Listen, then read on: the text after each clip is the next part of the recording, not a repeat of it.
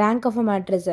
இப்போ மேட்ரிக்ஸ் வந்து கொஷின் கொடுத்துட்டாங்கன்னா நம்ம வந்து மேட்ரிக்ஸை வந்து கிவன் கொடுத்துட்டாங்க, மேட்ரிக்ஸோட மேட்ரிக்ஸே கொடுத்துட்டாங்கன்னா அதோட ஐகன் வேல்யூஸ் வந்து ஃபைண்ட் அவுட் பண்ணி நம்ம சால்வ் பண்ணுவோம். அப்படி இல்லைன்னா நம்ம ரேங்க் ஆஃப் அ மேட்ரிக்ஸ் வச்சு நம்ம சால்வ் பண்ணுவோம். இதுதான் 2 பேசிக். இதான் வந்து மேட்ரிக்ஸ் சால்வ் பண்ணுற ட்ரிக்கு. 2 ட்ரிக் வந்து என்ன, ஒன்று நம்ம ஐகன் வேல்யூ யூஸ் பண்ண போகிறோம், இல்லைன்னா நம்ம ரேங்க் ஆஃப் அ மேட்ரிக்ஸ். இப்போ இந்த ரேங்க் ஆஃப் அ மேட்ரிக்ஸில் 5 முக்கியமான ரிசல்ட் வந்து பார்ப்போம்.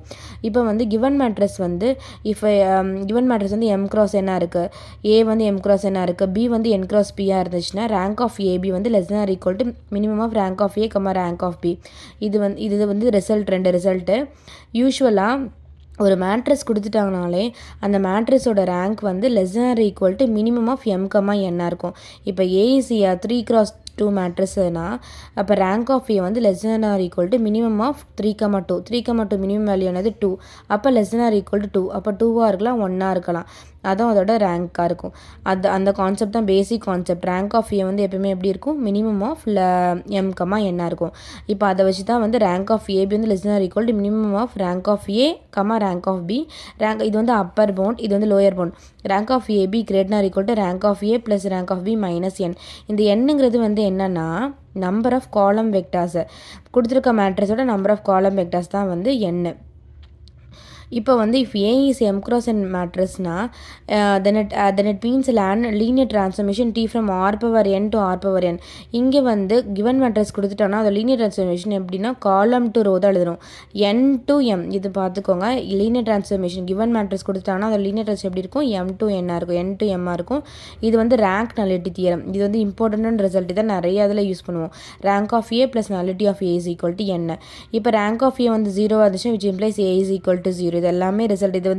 இது வந்து relation. Rank of A is greater or equal to rank of A square greater or equal to rank of A cube. அந்த மாதிரி போயிட்டே இருக்கும்.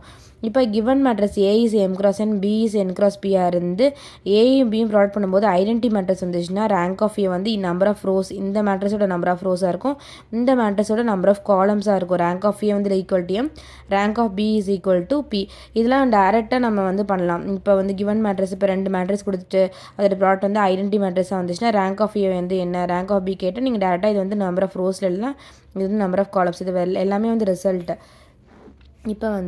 இப்போ for a matrix given matrix A rank of A is equal to rank of A transpose ஏவாக இருக்கும். இப்போ இந்த question பார்க்கலாம். இது வந்து ப்ரீவியஸ் இயர் கொஷின், கேட்டில் கேட்ட ப்ரீவியஸ் இயர் கொஷின். இப்போ கொடுத்துருக்காங்க linear transformation T from R cube to R cube T of x1, x2, x3 வந்து T of x1 minus x2, x1 minus x2 equal to 0. நம்ம nullity of டியும் rank of டியும் நம்ம கண்டுபிடிக்க போகிறோம், நல்லிட்டியும் ரேஞ்ச் ஸ்பேஸ் ஆஃப் டியும் கண்டுபிடிக்க போகிறோம். இப்போ டி வந்து எப்படி எழுதலாம், மேட்ரிக்ஸ் எப்படி எழுதலாம், ஃபஸ்ட்டு x1ஓட கோஎஃபிஷியன்ட் எழுதுங்க. x1 இங்கே என்ன இருக்குது, 1 1 0. நம்ம என்ன எப்போயுமே வந்து காலம் வைஸாக எழுதணும். அப்போ 1 1 0 1 1 0. அடுத்து -1 -1 0 -1 0. நமக்கு வந்து x3 இல்லை, அதனால 0 0 0.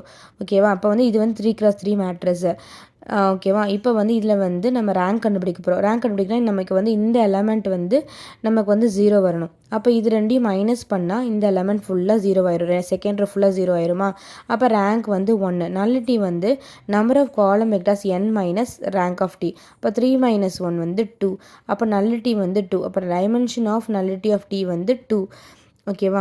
அப்போ rank of dimension of range space வந்து என்னது, ரேங்க் வந்து என்னது 1 தான். நம்ம இங்கே வந்து 2 கொடுத்துட்டோம்னா இந்த ஆப்ஷன் வராது. 2 ஈக்குவலாக இருக்கா, இல்லை, அப்போ இந்த ஆப்ஷன் வராது. 2 வந்து சப்செட் ஆஃப் 1 வராது, அப்போ இதுவும் கிடையாது. அப்போ ஆப்ஷன் ஏ தான் கரெக்டு. தேங்க்யூ.